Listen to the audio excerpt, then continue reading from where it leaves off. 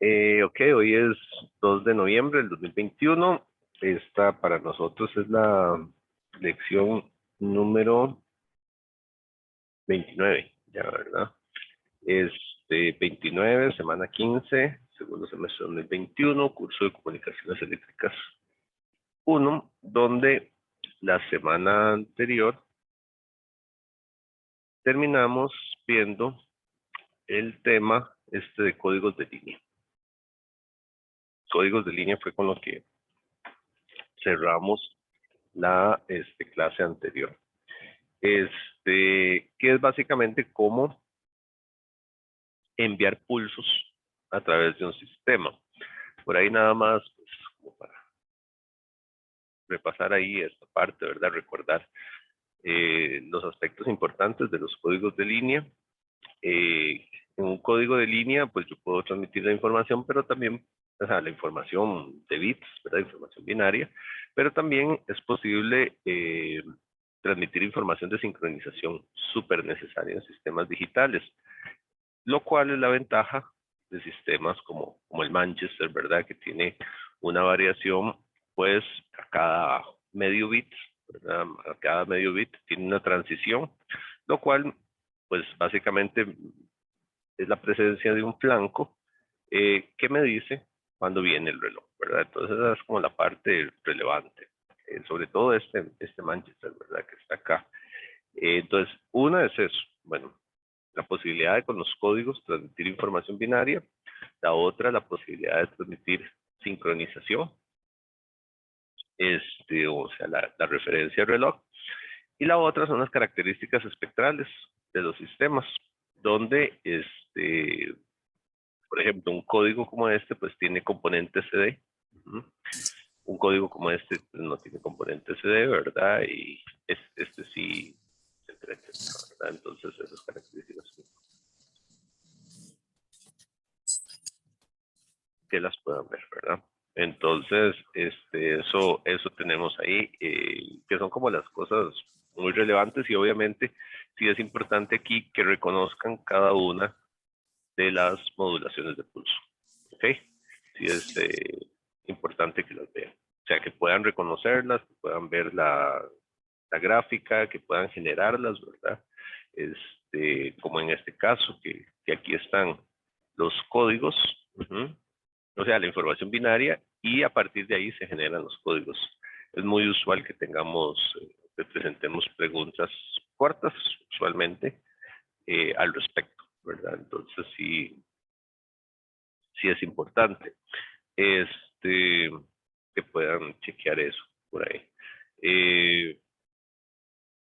De vez en cuando, pues podría haber algunas preguntas relacionadas a veces con un poquitín de probabilidad, a veces tienen algunas características muy generales por ahí. Eh, por ejemplo, cuando la probabilidad de tener unos o ceros no es equiprobable, ¿verdad? O sea, el sistema no es equiprobable, sino que hay más probabilidad de tener uno que otro, ¿verdad? Entonces eso me mueve las componentes CD de manera lineal totalmente, ¿verdad? O sea, si el sistema, por ejemplo, se supone que tiene una componente C de 0 basado en el hecho de que tenemos la misma cantidad de unos o ceros, ¿verdad? Si la cantidad de uno u otro varía, cómo se desplaza la componente C es totalmente proporcional a la probabilidad de ocurrencia, ¿verdad? Entonces eso ocurre, o como por ejemplo en este polar, independientemente de la probabilidad que se tenga, se mantiene en cero, ¿verdad? Porque estas solo se van invirtiendo los unos y los ceros, ¿verdad? Hay algunas características. Análisis. Bien, avanzando en los temas, otro tipo de codificación llamado codificación diferencial, que se utiliza para introducir información en transiciones. Entonces esa es una forma también de enviar información, donde pues se utiliza una transición para denotar un símbolo cero, ¿verdad? Mientras que no hay transición para denotar un símbolo 1. Entonces es una forma también que es relevante, porque tal vez devolviéndome un segundo acá y podemos traer aquí uno de los conceptos, Hay que tomar en cuenta que, por ejemplo, un código Manchester como este tiene muchas transiciones. ¿Por qué? Porque a mitad de bit siempre tiene una transición, ¿verdad? Eso, desde el punto de vista de sincronización, es genial, pero hay un precio a pagar. El precio a pagar es más transiciones, una por, digamos, son básicamente casi que dos transiciones por bit, no siempre, ¿verdad? Porque dependiendo de los casos, a veces no hay transición, ¿verdad? Pero a veces sí. Entonces no puedo decir que son exactamente dos transiciones por bit, pero sí es evidente que un código como este, por ejemplo, si yo lo comparo con el Manchester tiene más transiciones que por ejemplo, el unipolar NRZ. Eso tiene una consecuencia espectral que también ustedes deben de ser capaces de comprender fácilmente, y es el hecho de que va a requerir más ancho de banda, ¿verdad? El Manchester, tiene un mayor ancho de banda, lo va a requerir porque tiene más transiciones. Recuerden, entre más transiciones, más variaciones de una señal yo tenga, más componentes de frecuencia voy a requerir. Entonces, conceptualmente eso es importante, ¿verdad? Incluso es algo que deben de reconocer en cuanto a las capacidades de su sistema, ¿verdad? Por ejemplo, si van a transmitir la misma tasa de bits, ¿verdad? Los bits por segundo, pero con este u otro código, algo que yo puedo decir a ojos cerrados es que el Manchester va a requerir más ancho de banda. Eso es innegable, ¿verdad? Sin hacer cálculos, sin nada. Es una observación cualitativa que es importante que ustedes sepan manejar ese tipo de cosas. Bien, entonces, la codificación diferencial, por el contrario, más bien, vean que reduce las transiciones. O sea, los ceros le pongo transición, y si no hay transición es un 1 entre sistemas, ¿verdad? Se necesita una referencia, eso sí, para iniciar la transmisión, ¿verdad? Porque tengo que necesito una referencia para saber si hubo o no transición. Entonces, ¿qué es lo que uno ve aquí? Entonces, por ejemplo, vean los datos originales, aquí están 01, etcétera, etcétera.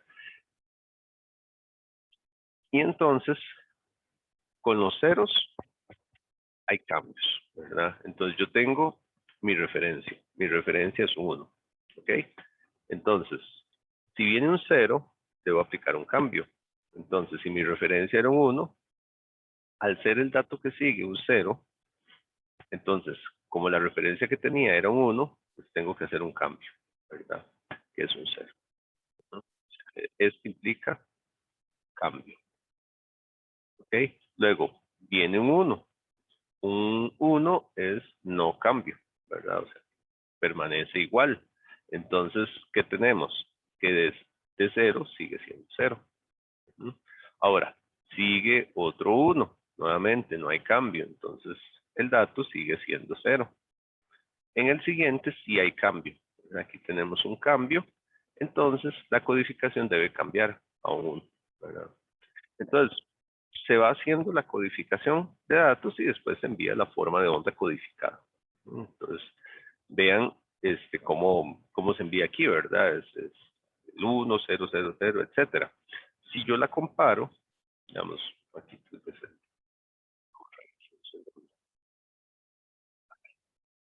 darle un poco de rayones a eso. Vean la información original que yo tenía. Era un 0, digamos, la información original, voy a marcarla ahí más o menos. Era un 0 con 1, ¿verdad? Dos unos. Luego venía un 0, un 1, dos ceros, ¿verdad? Un 0 por acá, 0 por acá y un 1. La muestra es muy pequeña, digamos, como para tener datos que sean bien importantes o bien claros, ¿verdad? Pero ¿qué veo yo aquí? Yo aquí veo 1, 2, 3, 4, 5 transiciones de la onda codificada, digamos, la original.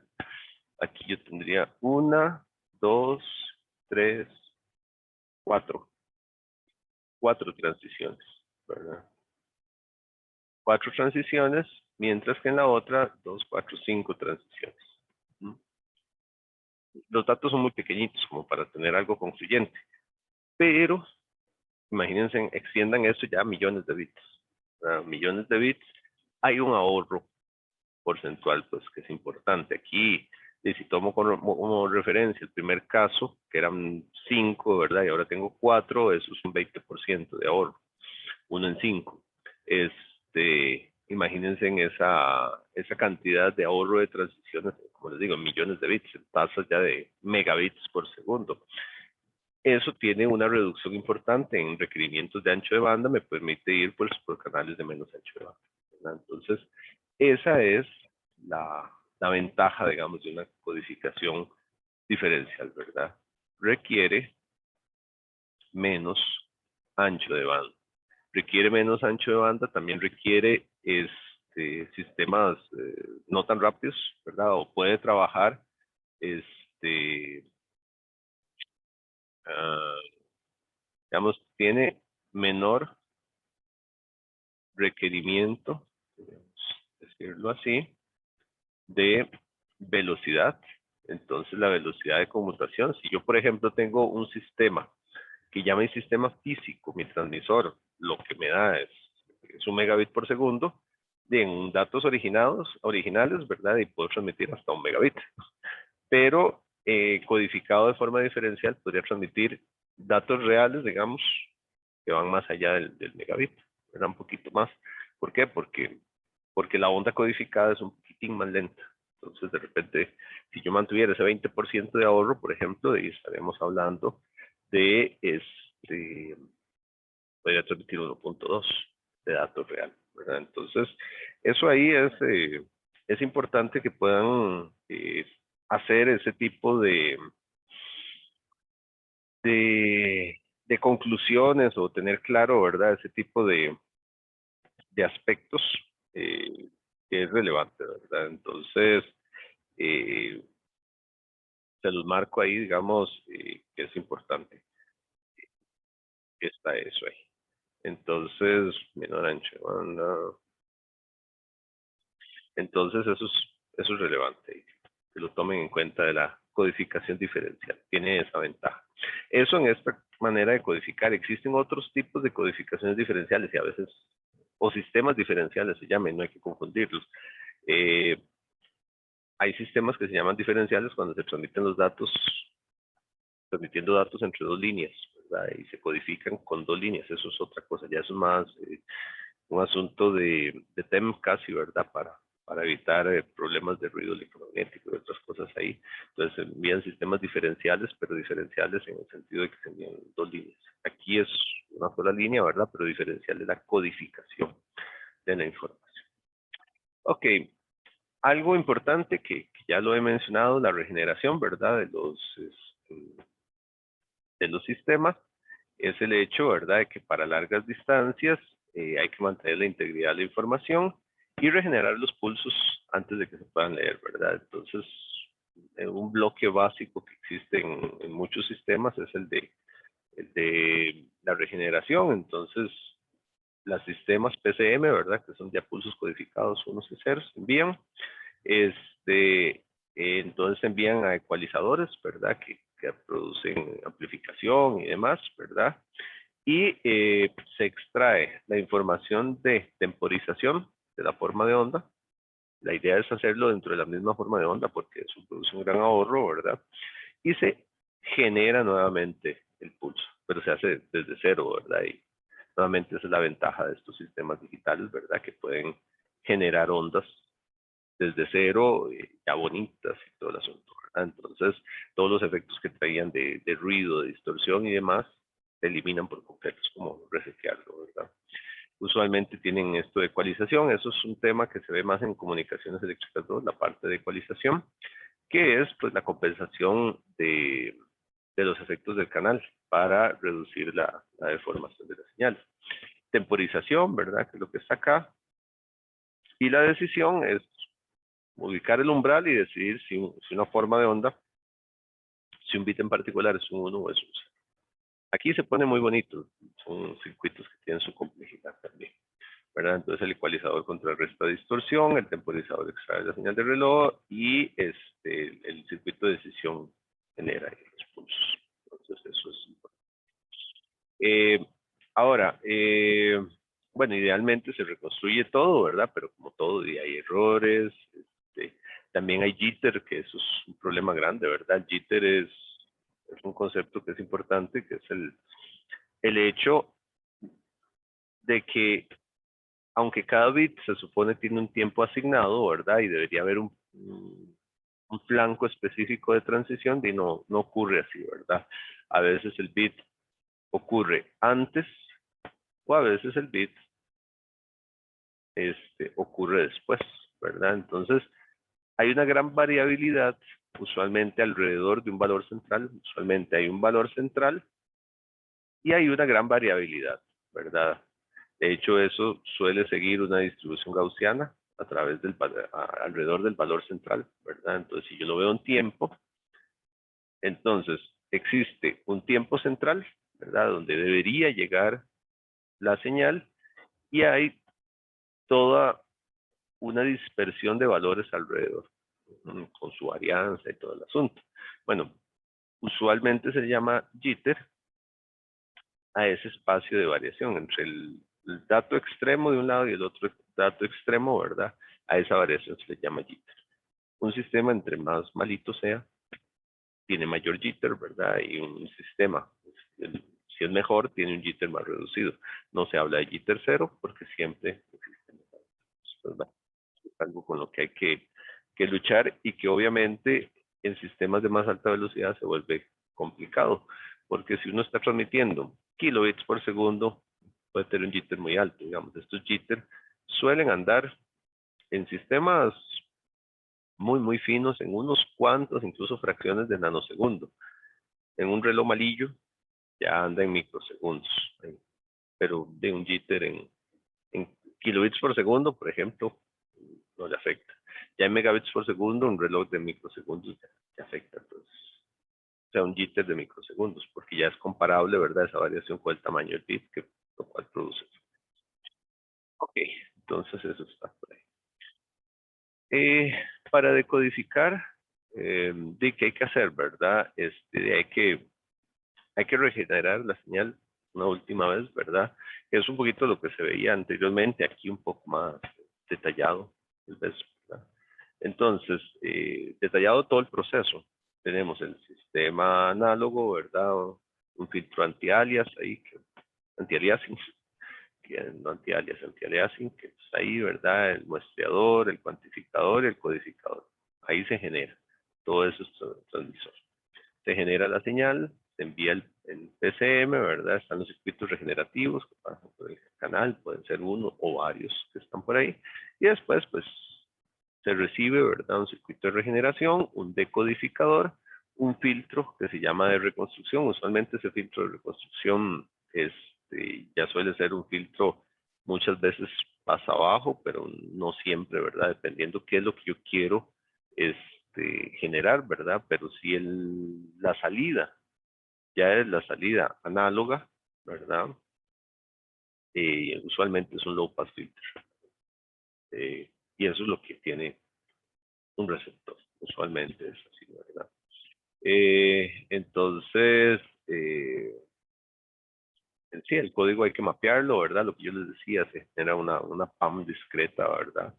La señal original nunca se recupera, porque ven que cuando decimos PAM discreta, ya no es la señal original, ¿verdad? ¿Por qué? Porque ya los niveles se discretizaron y algo se perdió, y ahí viene el ruido de cuantificación, de discretización, tal vez fácil decirlo, que les hablaba las clases pasadas. Siempre está presente, ¿verdad? Luego se aplica el filtrado, usualmente el low pass filter, ¿verdad? Que es el filtro de reconstrucción. Ok, entonces creo que el concepto ahí puede estar pues claro. Aquí viene algún ejemplito, aunque ya estuvimos hablando en una clase de esto, ¿verdad? De multiplexación TDM. Pero bueno, algunos numeritos ahí también, que es muy común, ¿verdad? El PCM en sistemas TDM. Eso lo habíamos hablado. Entonces, por ejemplo, lo que se llaman sistemas T1, que es norma norteamericana, que utiliza 24 canales de voz. Los canales de voz se consideran con un ancho de banda que va de 0.3 a 3.1 kHz. pero se muestrean a 8K. Recuerden el asunto de sobremuestrear, no nos vamos a puro Nyquist, ¿verdad? O sea, esta es la frecuencia de muestreo que se utiliza. Entonces, en error, 6.2 a ver, no, 6.2 jamás, nada que ver. Hay un error en ese valor. Además, 6.2 sería súper muestreado.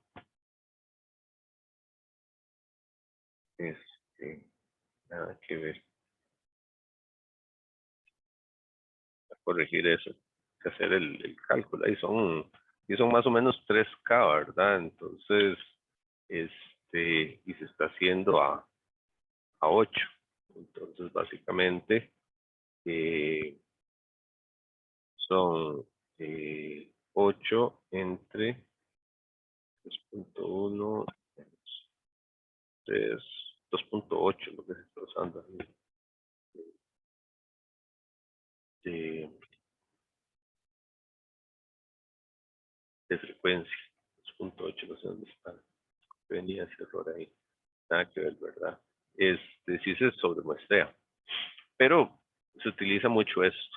Es algo que se utiliza. Entonces, eso es 8K. Un canal codificado a 8 bits, PCM, Cumula. Esto es solo un dato, ¿verdad? Es importante saber qué significa, ¿verdad? Porque están ahí, pero recuerden que es para compensar los efectos de que las señales bajas se llenan más de ruido. Entonces, aquí en 8 bits, ¿verdad? 8 bits son 250, bueno, son 256, pero el número máximo son 255, por empezar en 0, ¿verdad? O sea, la cantidad de niveles empieza aquí en 0, ¿verdad? Y va en 1, 2, etcétera, hasta 255. Entonces, si uno se pone a contar, los espacios son 255 espacios ahí presentes. Entonces, se trabaja de esa manera. Los bloques se hacen de 24 muestras, digamos, se toman 24 muestras, cada muestra de 8 bits, y se le agrega cada 24 un bit que se llama de sincronización. Eso es, porque cada tanto se envía un bit un bit igual, digamos, para saber que siempre está ocurriendo algo, ¿verdad? Entonces se envían 193 bits por bloque, ¿verdad? Eso es lo que se define es un bloque. Entonces, ¿qué es lo que quiere decir? Que son 24 muestras, ¿verdad? Cada una codificada a 8 bits, ¿verdad? Entonces son 24 muestras más un bit. Entonces cuando yo hago 24 por 8, pues me da 192. Entonces le sumo 1 al final, ¿verdad? Entonces se están enviando 193 bits por bloque, ¿verdad? Eso es lo que se denomina un bloque de información ahí. Entonces, ahí tenemos que cada bloque tiene un periodo, como se toman, ¿verdad? Cada 8 kilohertz, 1 sobre 8, 125 microsegundos, y entonces cada bit, ¿verdad? O sea, en cada bloque es un sistema ahí,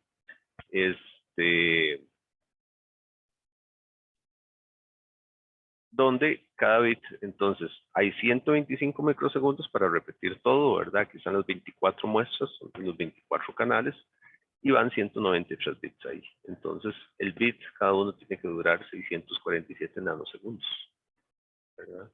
Es lo que se maneja ahí. Entonces, digamos, es un sistema que yo lo puedo ver así, ¿verdad? Con los 24 canales. Tengo aquí el MUX de 1 a 24 para transmitir, ¿verdad? Entonces, el bloque son los 20, lo que les decía yo, ¿verdad? Los 24 muestras, ¿verdad? Se toman los 24 muestras, una de cada canal, y se les añade un bit, ¿verdad? Entonces de ahí viene este cálculo, que es un cálculo, tiene ahí un pequeño detalle, ¿verdad? Que cada barrido, por así decirlo, que se hace de todos los canales, le agrega un bit. Entonces eso me altera ligeramente el periodo de cada segundo, entonces, de cada bit, entonces hay que tener cuidado en ese detalle. El T1, que es este estándar, digamos, de sistema, ¿verdad? Que se utiliza, entonces da 1.54 megabits por segundo, eso es lo que se envía, ¿verdad? Que bueno, hoy en día es súper lento, ¿verdad? Pero bueno, para darle uno una idea de cómo se maneja eso. Entonces esa es la forma en que se suele trabajar, ¿verdad? O que se ha trabajado durante mucho tiempo sistemas de este tipo. Eh, Tal vez aquí mencionar el canal básico de información de un sistema T1 es lo que se llama un DS0. El DS0 es un canal de voz, con la frecuencia de muestreo de 8 kHz, ¿verdad? A 8 bits. Entonces, de ahí que usualmente, ¿verdad? Para trabajar eso son 8000 muestras por segundo a 8 bits, ¿verdad? Entonces eso me da 64 kilobits por segundo. Eso es lo que se ha considerado usualmente un DS0. Entonces, cuando se habla de un canal T1, un T1 es igual a 24 canales DS0. Esa es como la codificación básica, que se utilizó para los primeros sistemas de multiplexado. Entonces vean que teníamos los sistemas telefónicos, ¿verdad? Que son 24 canales telefónicos, se muestreaban a 8000 muestras por segundo, 8 bits por muestra, ¿verdad? Entonces teníamos 64 kilobits por segundo, 64 bits por segundo, ¿verdad? Entonces, se estaba enviando en una línea T1, ¿verdad?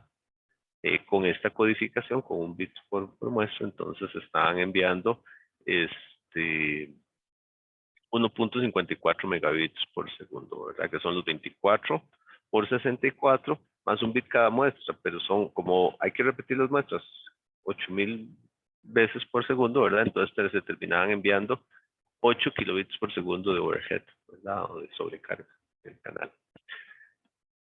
Y esto es lo que se utilizaba con los sistemas telefónicos, se utilizó durante muchísimo tiempo. O sea, hoy en día se usa el mismo principio, solo que de a muchísima más velocidad, ¿verdad? Hoy en día es muy lento, en realidad es sumamente lento. Pero en su momento esto era lo que hizo posible la multiplexación, ¿verdad? Los sistemas digitales. Entonces, ya por ejemplo, entre una central y otra, telefónica, porque esto es pues, meramente telefónico, entonces, qué sé yo, estábamos entre San José y Cartago, antes usted necesitaba con los sistemas analógicos una línea física para transmitir una llamada. Entonces eran los cables gruesísimos que traían cientos de líneas para poder tener llamadas simultáneas. Ya con esto, después en un solo canal físico, te podías transmitir 24 llamadas. Un gran cambio, ¿verdad? En su momento fue muy bueno y que se logró cuando se digitalizaron los sistemas telefónicos que ya no eran analógicos. Cuando se empezó a transmitir Internet lo que hizo, los primeros casos, ¿verdad? Eran montarse sobre el sistema telefónico. Entonces, como las llamadas estaban digitalizadas y se transmitían bits, a alguien se le ocurrió y en lugar de transmitir información de voz, transmitamos datos, ¿verdad? Entonces lo que hacían era que a la misma línea analógica, sin hacerle ningún cambio, ¿verdad? Pasando por una central telefónica normal, lo que se hacía era convertir datos al formato de transmisión telefónico, ¿verdad? Que tenía su modulación particular, no se transmitían los bits precisamente en unos y ceros, pero lo que se hacía era eso, ¿verdad? Entonces la computadora se conecta al sistema telefónico para transmitir datos que no significan voz, ¿verdad? Pero que tenían, por trabajar en ese rango, pues tenían un sonido, ¿verdad? Y eran los modems viejos que tenían un sonidillo ahí que se enviaba. Y entonces el sistema telefónico ni se daba cuenta que estaban transmitiendo datos. Lo que sentía era una llamada telefónica común y corriente, nada más que se conectaba entre un computador y otro computador que decodificara adecuadamente, ¿verdad? Eso es lo que se manejaba en su momento y que se tuvo mucho tiempo. Hoy en día, pues, por dicha no es así, porque trabajar a 64 kilobits por segundo era lento. Ok. Otra modulación, modulación delta, es una, es una idea, digamos, de simplificación, la modulación delta. Y ya con esa, creo que sí, ya con esa cerramos. La modulación delta, ¿cuál es la idea? La idea es tener un sistema más simple, aunque sí va a requerir ser más rápido, pero es más simple. La idea es sobremuestrear el mensaje bueno, lo que se dice es aumentar la correlación entre muestras, ¿verdad? Pero utilizar un cuantificador más simple. El detalle, digamos, de sistemas anteriores es que yo tengo que estar convirtiendo una señal discreta en un código, pues con cierta complejidad, ¿verdad? O sea, por ejemplo, estar convirtiendo 256 niveles en códigos de 8 bits, pues tiene su complejidad, ¿verdad? Tiene una complejidad. La idea era simplemente, o la idea es, porque esto sigue estando, es que yo tengo la señal, pero lo que hago es que la muestreo mucho más rápido, y represento simplemente los cambios con un solo bit, ya no por grupos de bits, sino con un solo bit. Si es un 0, significa que la señal bajó. Si es un 1, significa que la señal subió. Así de sencillo. Entonces tengo una señal con un periodo mucho más pequeño, la señal sí tiene que ser más rápida, pero el codificador es súper sencillo, ¿verdad? Entonces, simplemente la secuencia de bits lo que me dice es si sube, si baja. Entonces, por ejemplo, un 0 me dice que yo estaba en un punto y tengo que bajar. Otro 0, tengo que volver a bajar. Un 1, tengo que subir. Un 0, bajo. Un 1, subo. Un 1, subo. Un 1, subo. Un 1, vuelvo a subir. Un 1, vuelvo a subir. Un 0, vuelvo a bajar. Y así se va. Lo único que se hace es comparar la señal, ¿verdad? Con el caso anterior y ver si hay que subir o bajar. Eso es todo lo que se hace. Entonces, lo que me queda es una señal de escalera, ¿verdad? Y la diferencia entre la aproximación y la señal, ¿verdad? En solo dos niveles. Yo solo veo si subió o bajó, ¿verdad? El caso anterior. Si la aproximación está bajo la señal, se suma un delta, que es el tamaño del paso, y si está sobre eso, se resta un delta. Es sumamente sencilla, digamos, la idea esta, de representar las muestras así. Eso sí, tengo que ir mucho más rápido, ¿verdad?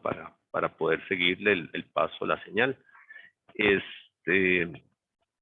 Bueno, hay aquí un decodificador, ¿cómo se hace? Siempre hay que estar comparando, ¿verdad? Entonces viene la entrada, el codificador, entonces lo que hace es que compara con la muestra anterior, ¿verdad? Entonces simplemente compara. Si la muestra anterior es mayor o es menor, para saber si codificar un 1 o un 0. Eso es todo lo que va a ir haciendo, ¿verdad? Y va a ir sacando entonces las señales. Entonces, de la comparación, ¿verdad?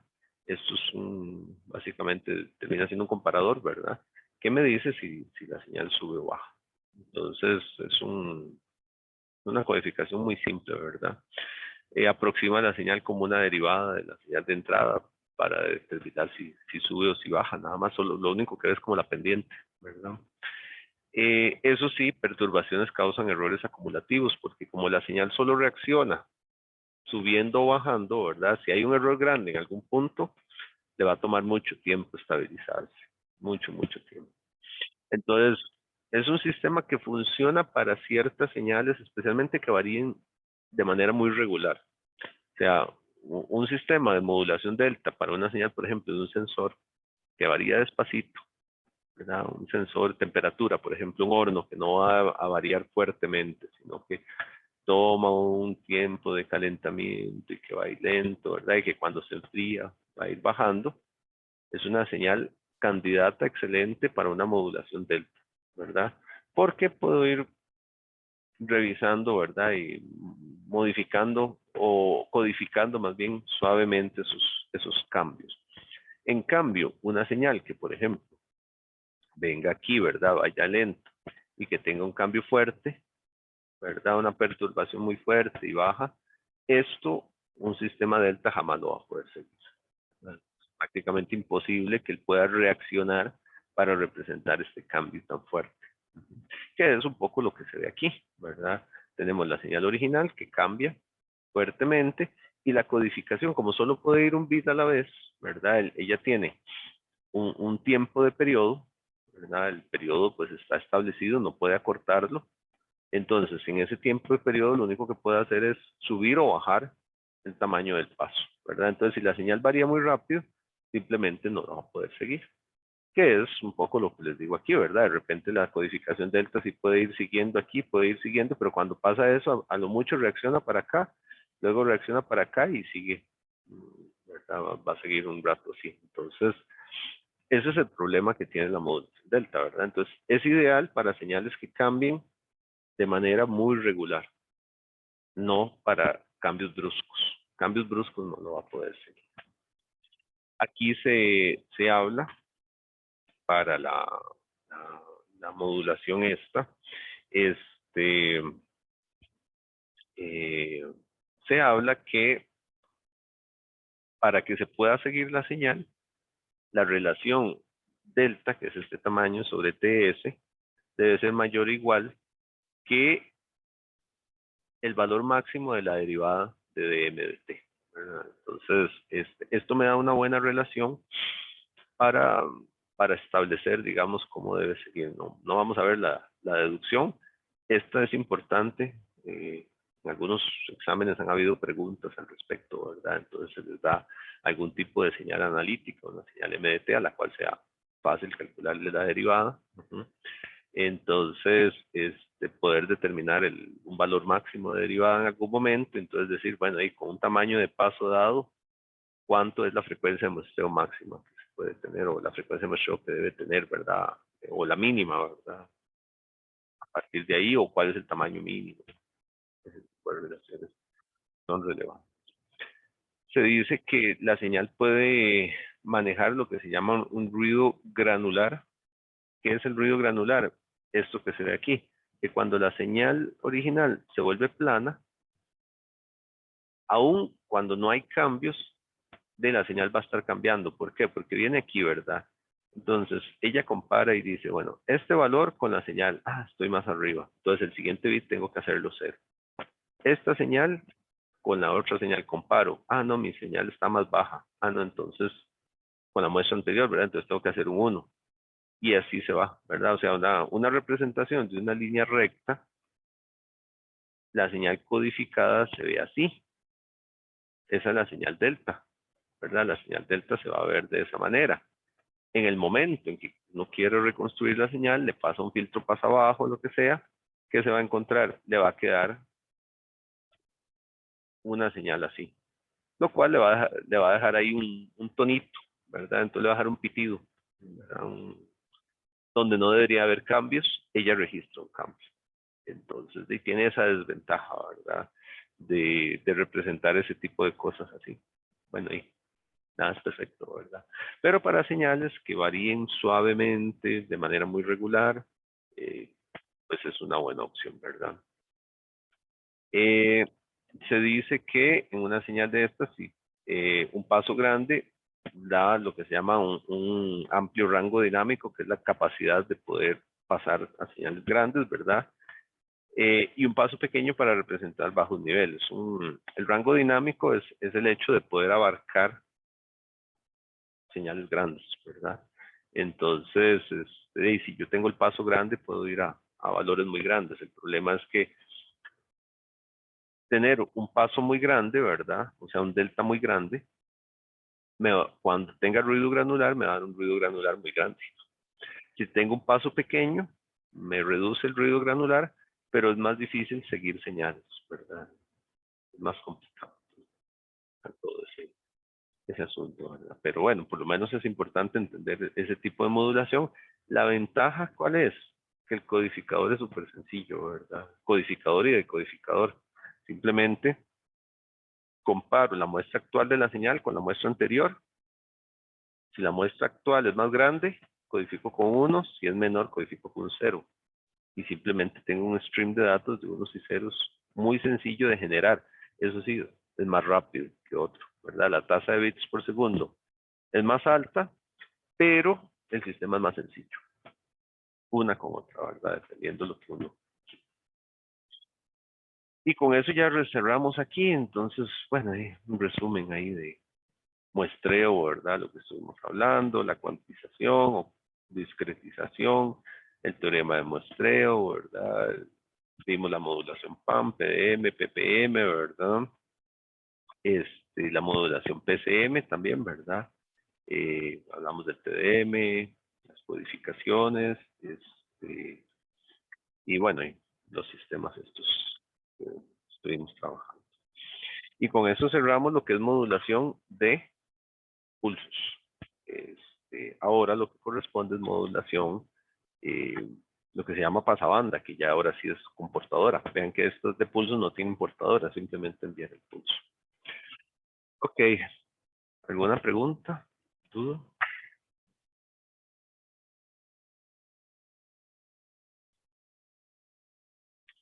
Bien, si no hay entonces preguntas, tomemos la pausita acostumbrada y venimos a ver el último tema, que es el de la modulación pasabanda. La modulación pasabanda, que es el tema que corresponde a continuación. Entonces,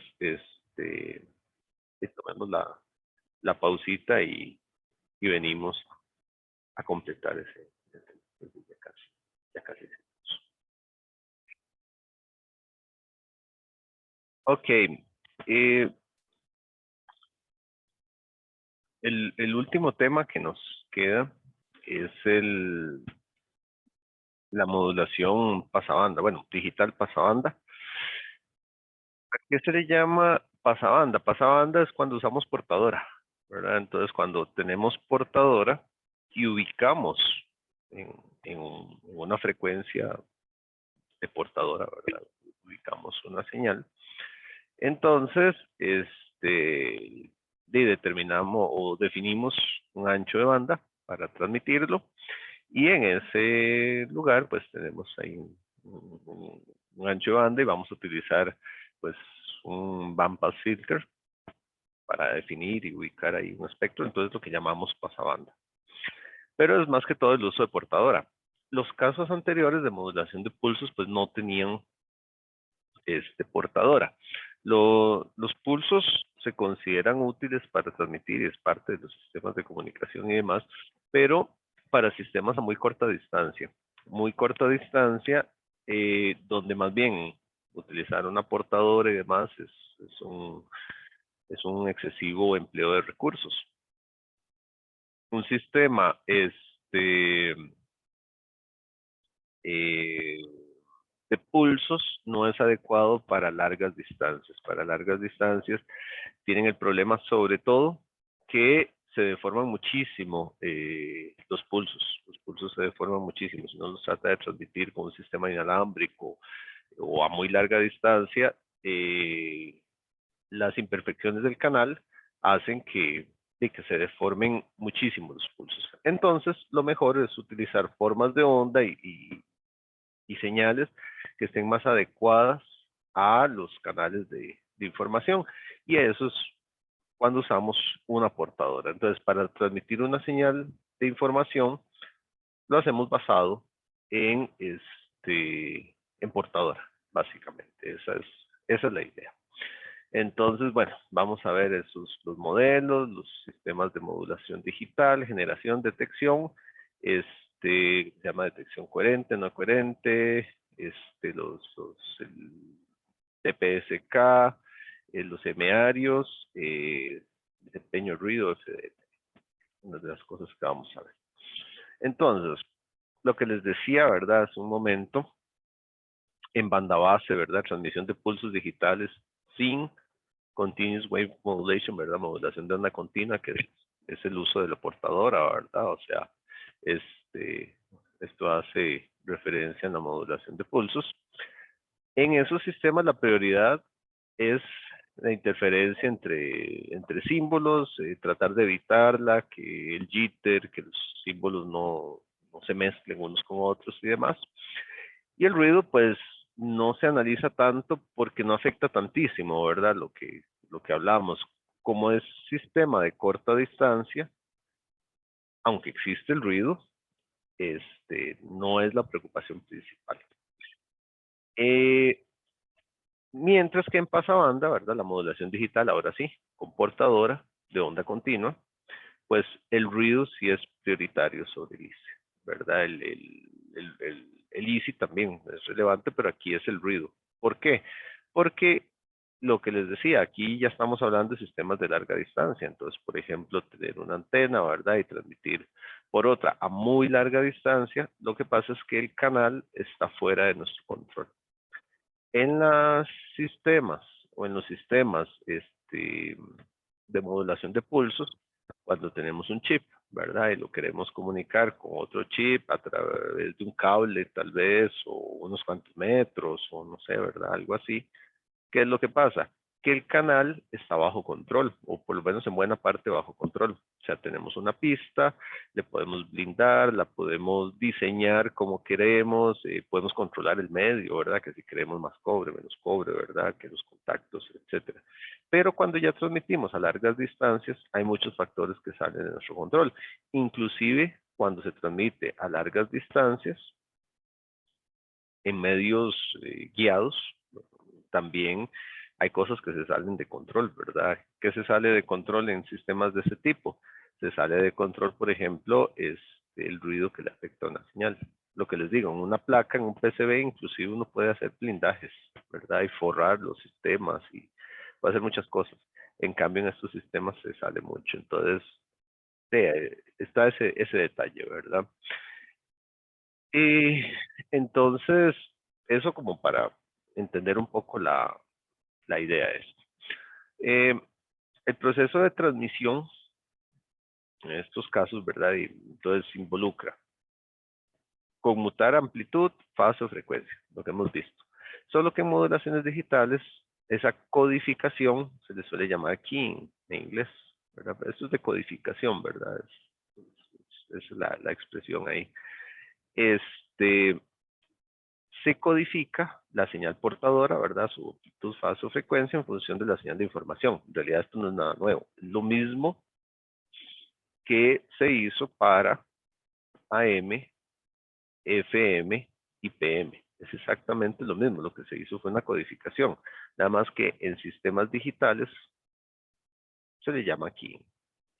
En realidad lo que de ahí se derivan tres casos, ASK, PSK, que los vamos a ver ahorita, ¿verdad? Que son en realidad casos especiales de AM, PM y FM. De hecho, yo ya se los he dicho en algún momento anterior en el curso, lo repito ahorita, los sistemas de transmisión digital en realidad son sistemas analógicos disfrazados de digital. ¿A qué me refiero con eso? O sea, el sistema de transmisión no deja de ser analógico, ¿sí? Porque lo que estoy transmitiendo son voltajes y corrientes, ¿verdad? Pero se le agrega de alguna manera pues, algún tipo de abstracción inclusive para poder reconocer en esas señales analógicas simplemente niveles lógicos, ¿verdad? Y utilizar un sistema, pues sí, de abstracción y poder entenderlos de forma diferente. Entonces, ahí cambia un poquito ese asunto, ¿verdad? Y eso lo vamos a ver ahorita. Voy a reforzar mi punto de vista cuando los veamos. En el caso de FSK y PSK que comparten las características de FM y PM, tienen una envolvente constante, ¿verdad? No es sorpresa, creo yo, ¿verdad? Lo que es ventajoso en presencia de no linealidades, de canales y demás. Entonces son métodos que vamos a ver que son muy preferidos. Pero bueno, tenemos que ver todos ellos. Antes de entrar ahí, un repasito de señales IQ. En realidad esto ya lo habíamos visto, pero aquí lo vamos a estar utilizando. Entonces, pues, es importante tal vez volverlo a repasar un poquito. La señal IQ, cuando hablamos de las señales IQ, recuerden que esto es in phase, ¿verdad? IQ es en cuadratura, ¿verdad? Entonces eso viene como, lo que es así, ¿verdad? Cuadratura, ¿verdad?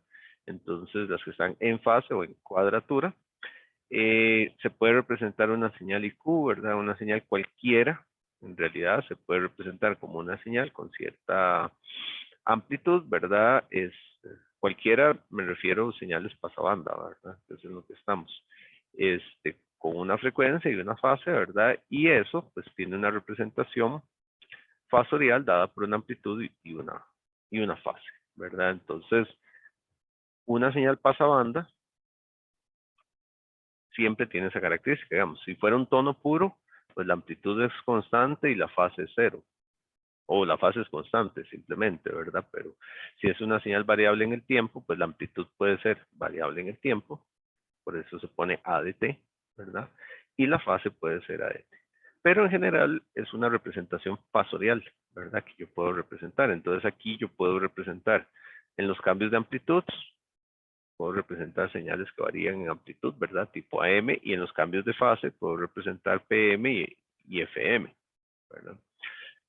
La cuestión es que, sea como sea, si yo le resto a eso la portadora, que es lo que usualmente uno hace, bueno, aquí sí está considerada, pero lo que hace uno es que no la ve porque es una constante. Entonces, la señal se puede representar pues con una amplitud y una fase. Esta es la fase que me interesa, en realidad esta no, porque esta es constante. Y entonces ahí yo tengo la señal GDT. Bueno, ese fasor se puede representar siempre por señales en fase y en cuadratura. Siempre se puede representar de esa manera, por señales en fase y en cuadratura, para representar exactamente lo mismo, ¿verdad? La amplitud y la fase. En realidad estos dos diagramas son equivalentes, ¿verdad? Aquí tengo la señal GDT. Tal vez el factor de escala cambia un poquito. Es más bonito casi que estuviera aquí representado, ¿verdad? Como la señal GI DT y GQ DT, ¿verdad? Entonces, lo que se dice es que yo puedo representar a GDT como una suma fasorial de una señal en fase y una señal en cuadratura. Cuando hablamos de la señal en fase, es la señal pues, por un coseno, y la señal en cuadratura es una señal seno, ¿verdad? Señales ortogonales, al final de cuentas. Entonces vean que se dice que GDT yo también la puedo representar como la señal I, la que está en fase porque está multiplicada por un coseno, y una señal Q, que es la que está representada con un seno, ¿verdad? El menos es para mantener la representación en cuadratura, digamos, adecuada, y facilita un poco la matemática que se ve ahí. Entonces, cuando se maneja esto, la ventaja es que se pueden representar esas amplitudes, distintas amplitudes que pueden haber, o distintos cambios de fase. Yo lo puedo representar por distintas combinaciones de señales I y Q. Entiéndase que estas señales I y Q son señales pasa abajo, o sea, son señales de bajo contenido de frecuencia, lo que me las lleva, digamos, a, a una banda particular es el coseno y el seno, ¿verdad? Entonces, usualmente, lo que hablamos es que las señales GI de T y GQ de T, ¿verdad? Estas dos señales que están ahí suelen ser valores de baja frecuencia. Así como suelen serlo los valores A de t y phi de t, ¿verdad? Si ustedes recuerdan la modulación, por ejemplo, cuando estábamos modulando en AM y demás, ¿verdad? De A de t o phi de t, por ejemplo, representan la señal de voz o audio en general, qué sé yo, anchos de banda de hasta 20 kilohertz, por ejemplo. Eso es baja frecuencia. Y lo modulábamos con señales de no sé, de 1 megahertz, por ejemplo, ¿verdad? Entonces, la alta frecuencia se la da la portadora. Bueno, de aquí es algo muy similar. La frecuencia a la cual yo quiero enviarlo me lo da esta, que está aquí, el seno y el coseno. Pero GI y GQ son de baja frecuencia. O sea, son como de la misma, del mismo estilo. Pero esto nos va a dar una serie de ventajas que vamos a ver, especialmente con las señales digitales. Entonces, las señales en fase de cuadratura, estas señales GI, ¿verdad? Y GQ, por transformación simple, ¿verdad? De coordenadas polares a coordenadas rectangulares, simplemente. GI es igual a la magnitud, pues GI, ¿verdad? Por el coseno de phi de t, ¿verdad? Y GQ, pues como este es el ángulo, ¿verdad? La magnitud por el seno, ¿verdad? Entonces, aquí se ve claramente que son de baja frecuencia. Porque el contenido de información es de baja frecuencia y yo con la portadora lo llevo a alta frecuencia, a la banda de pulso. Ok. Dejamos por fuera FC, ya que es una constante, ya eso se los mencionaba. Entonces, ¿cómo generar las señales IQ? O sea, ¿cómo yo generarlo a partir de una señal de información?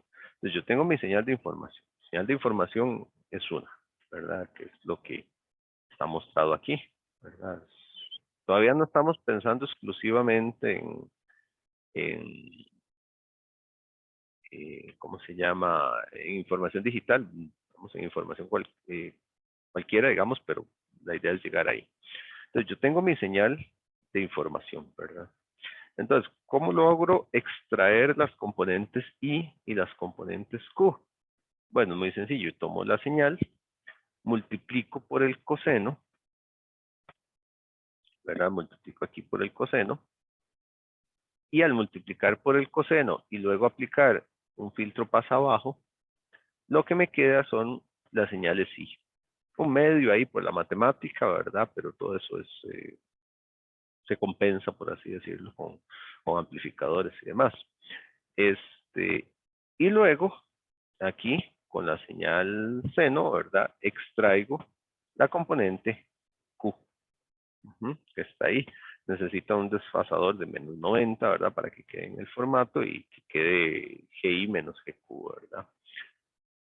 ¿Por qué pasa eso? Bueno, por lo que ya habíamos visto que cuando uno multiplica por el coseno, está extrayendo lo que está en fase con ese coseno, nada más.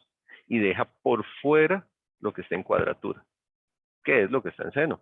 Y entonces, cuando multiplico por el seno, lo contrario. Extraigo las componentes que están en fase con ese seno, ¿verdad? Y dejo por fuera las que estén en cuadratura con ese seno, o sea, las del coseno. Es extraer las componentes, básicamente. Entonces, cuando yo multiplico por coseno por seno, pues extraigo las diferentes componentes. Y al aplicar el filtro pasa abajo, elimino la portadora, elimino el coseno, ¿verdad? Y me quedo nada más con esas componentes. Entonces, a partir de ahí, obtengo las señales I y Q. De esa manera. ¿Y cómo hago al revés? Digamos, cómo a partir de señales I y Q puedo generar la señal G de T. Bueno, ahí es el proceso inverso. Tomo la señal I, la multiplico por el coseno, entonces ya tengo I coseno, ¿verdad? O sea, básicamente es devolverse, por así decirlo, a esto, ¿verdad? Es aquí, ¿verdad? Generar a G de T con GI por coseno, ¿verdad? Y luego GQ por seno.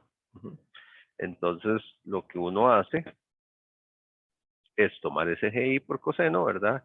GQ por seno y unir las dos señales, ¿verdad? Y ya tener G de T. Ok. Eso es trabajar con señales IQ, ¿verdad? Entonces, cualquier señal fasorial, por ejemplo, constelaciones que vamos a ver más adelante, se puede representar por señales IQ. Ahorita vamos a chequear eso.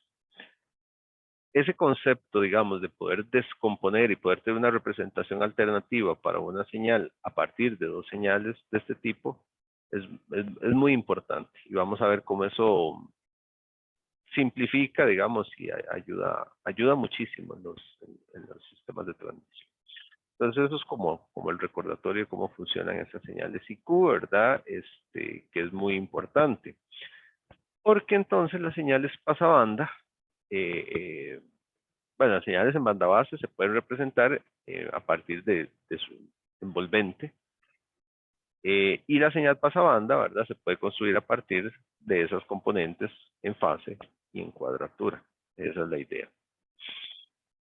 Las diferencias es ver cómo, bueno, cómo se mapean las componentes en fase y en cuadratura, ¿verdad? Y cómo se mapean con valores binarios, eso ahorita lo vamos a ver.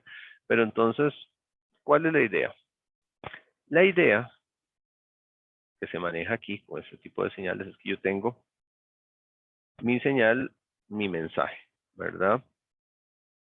Esta señal, este mensaje, tal vez aquí sería bueno agregar que ya la idea ahora sí es que sea, bueno, aplica para cualquiera, pero ya es la idea que sea un sistema digital, pero bueno, este, voy a agregarle ahí que sea, que ya sea digital.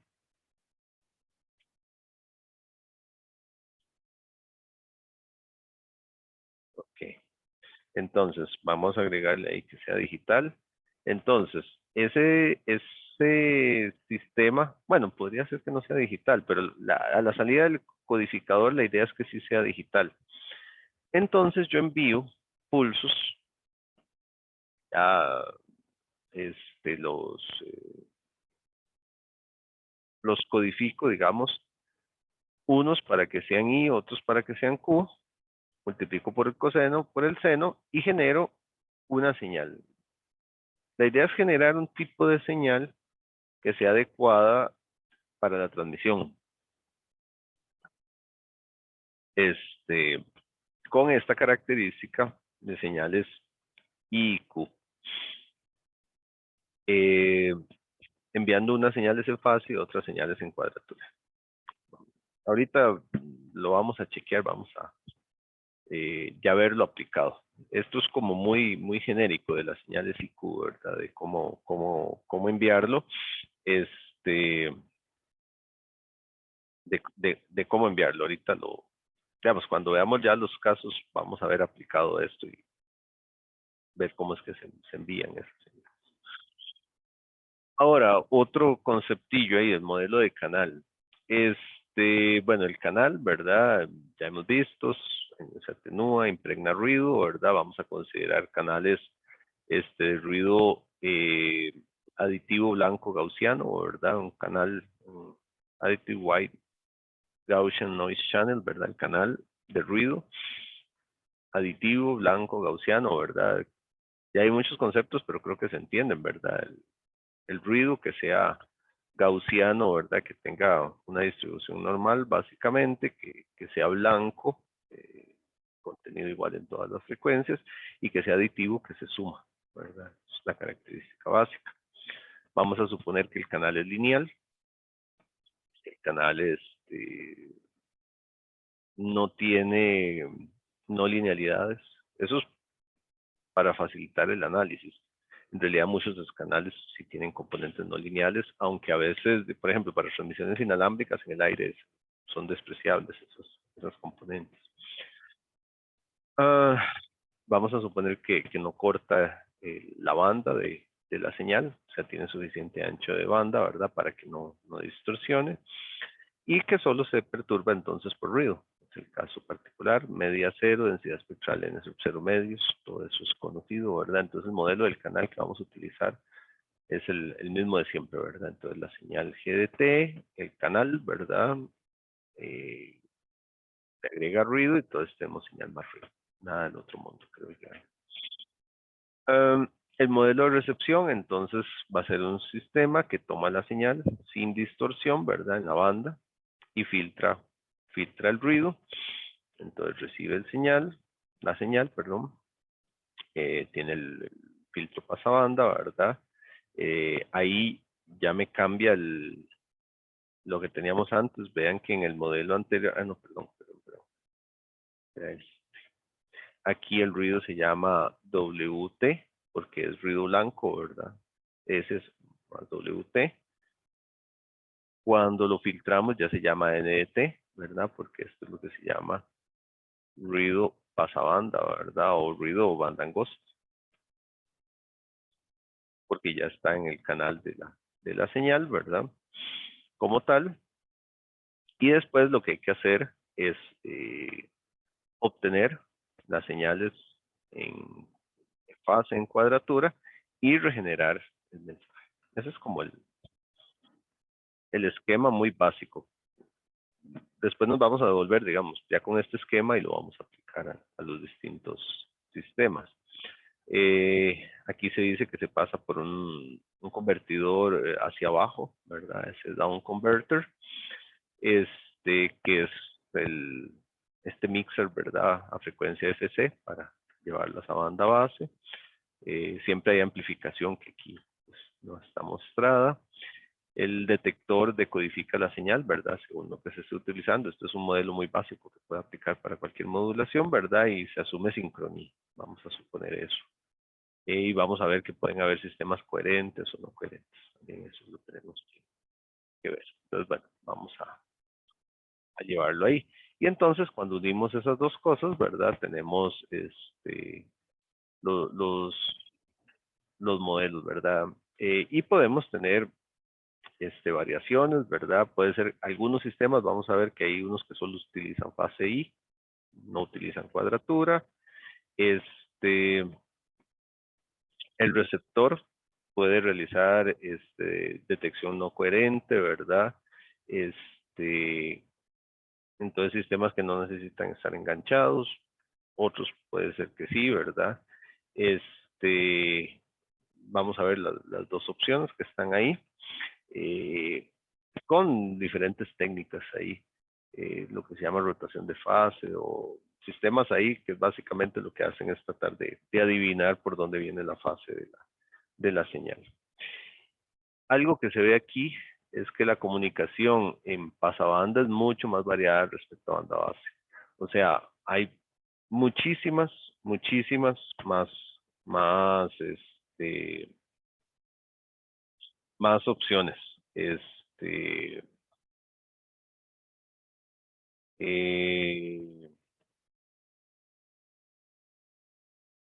hay muchísimas más opciones que lo que tiene la modulación de pulsos. La modulación de pulsos es como muy sencillita. Aquí hay un montón de opciones. Ok. Lo anterior, digamos, todo esto, modelos son como conceptos muy básicos que después vamos a devolvernos algunos de ellos. Tal vez de lo más relevante es el asunto de las señales IQ y sobre eso vamos a devolvernos cuando ya tengamos definidos los modelos. De momento, entremos en lo que es la codificación de señales. Resulta que esa codificación de señales, ¿verdad? El signal keying se puede hacer de varias maneras para representar datos binarios, porque estamos en la página de datos binarios, por así decirlo. Entonces, ASK, que se llama Amplitude Shift Keying, esto es codificación por cambios de amplitud. ¿En qué consiste? Bueno, primero hay que tener una portadora, ¿verdad? Estamos hablando de modulaciones CWM, ¿verdad? Continuous Wavelength Modulation. Entonces tiene una portadora las de siempre, por así decirlo. Y codificamos la información, los datos binarios, ¿verdad? Codificando la amplitud. Lo más sencillo del mundo, los ceros no hay señal, los unos sí hay señal. Ceros me anula la portadora y los unos deja pasar la portadora. Súper sencillo se ve. Es una modificación muy sencilla donde, y esto yo insisto mucho en esta parte, Esto es tomar un transmisor DSB-SC, que es muy sencillo, que está alimentado pues por un oscilador local, ¿verdad? Este sistema totalmente analógico, ¿verdad? Un sistema totalmente analógico. Y simplemente lo que le enviamos es señal digital binaria, ¿verdad? MDT es igual a una señal digital binaria, o sea, de secuencias de unos y ceros, ¿verdad? Cuando yo le envío eso, ¿qué va a pasar?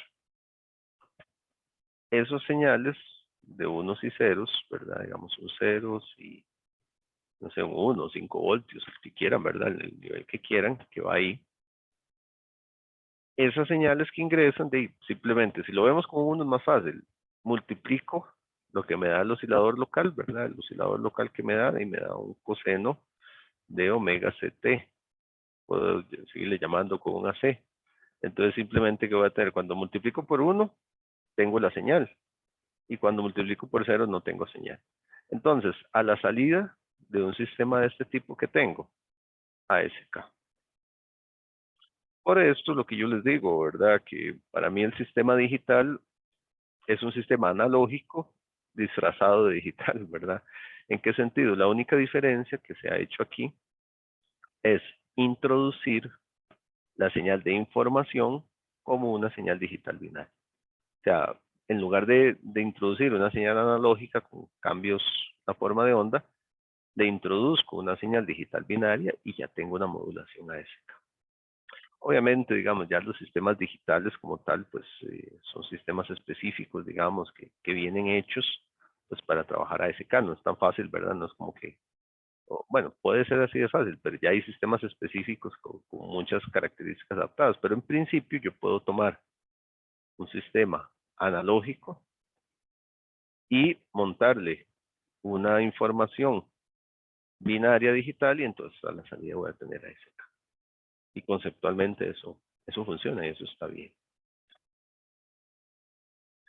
Y no dista mucho de lo que va a pasar aquí. Codificación por cambios de frecuencia, ¿verdad? Frequency Shift Keying. Frequency Shift Keying, ¿de qué estamos hablando? Cambiar la frecuencia según una moduladora digital también. Entonces, se mantiene en la misma secuencia para todos. Como esta secuencia se mantiene para todos. Entonces, bueno, ahí venían, aquí está el 0, ¿verdad? Aquí uno podría extender estas líneas, ahí más o menos.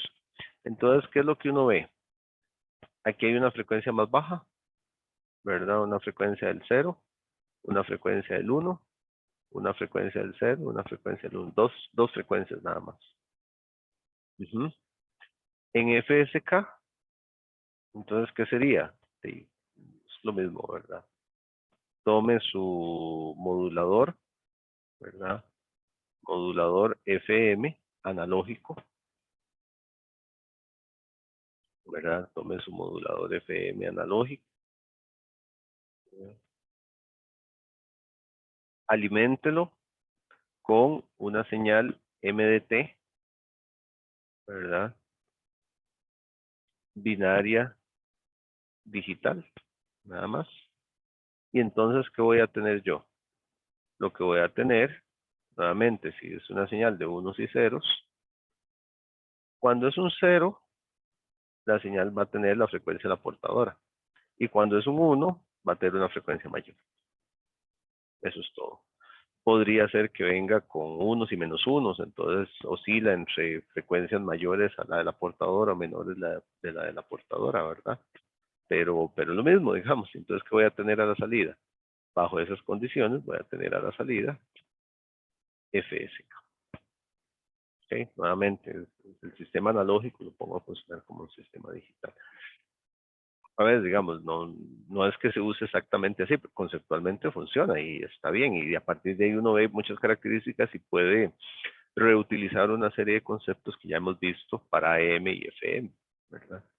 Entonces, por eso es importante esta visión. Y la última, codificación por cambios de fase, ¿verdad? El Phase Shifting, el PSK, lo mismo, ¿verdad? Entonces, es exactamente la misma cosa, el modulador PM, que además está íntimamente ligado al FM, ¿verdad? Entonces, simplemente es de alimentarlo con un MDT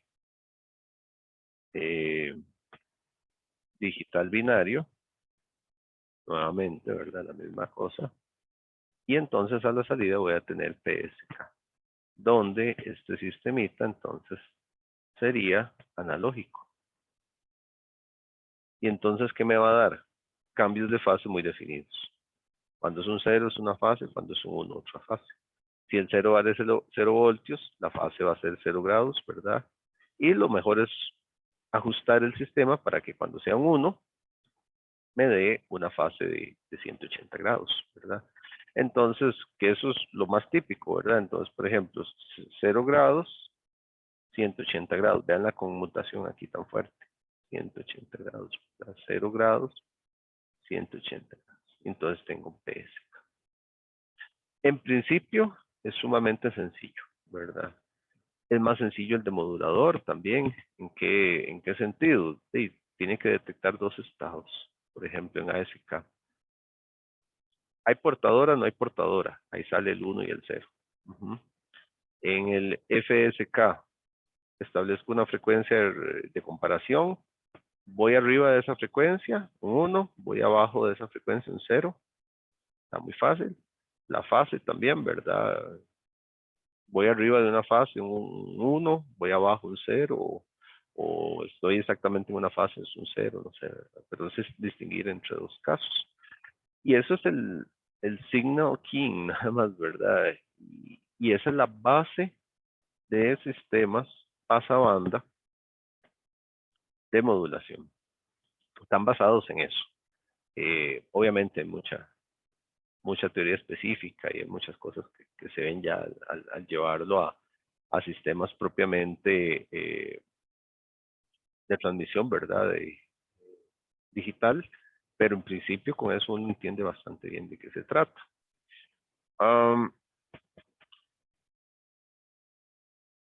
Hay casos específicos como para ir viendo algunos, ¿verdad? El binary shift, phase shift keying, ese consiste básicamente en tener un cambio binario. En lo que les decía hace un rato, ¿verdad? Las señales GI se usan, las GQ no se usan solo señales en fase, no hacen falta las señales en cuadratura.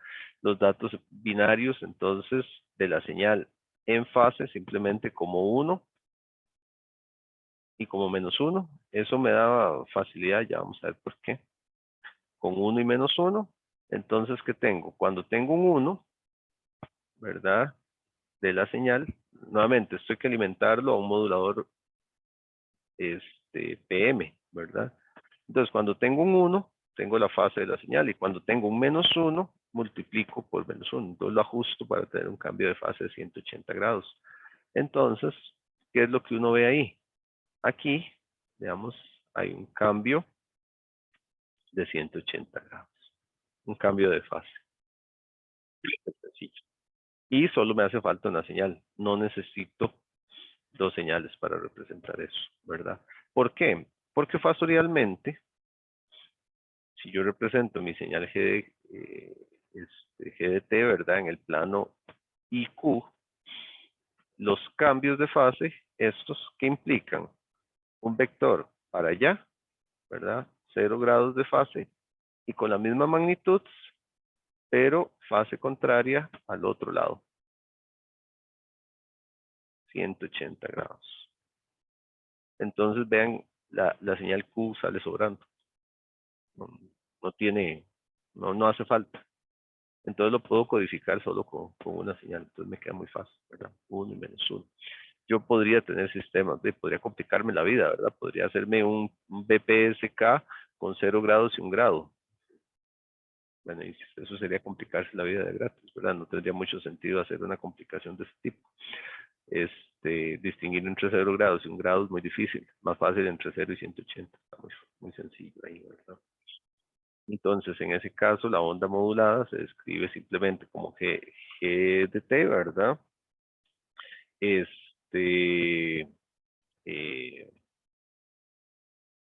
Simplemente se describe como G de T, coseno de 2pi FST, y listo, ¿verdad? Es súper sencillo. Entonces, los símbolos serían fase de 0 grados para un 1, ¿verdad? Y fase de 180 grados para el símbolo del 0, ¿verdad? Y eso es lo que se llama un BPSK. Muy específico, ¿verdad? Binary Phase Shift Keying, ¿verdad? Codificación de ese tipo. Entonces, ese es uno de los casos y este es uno de los que más se utiliza en esos de ese tipo. Ok, ya se nos fue el tiempo. ¿Alguna pregunta?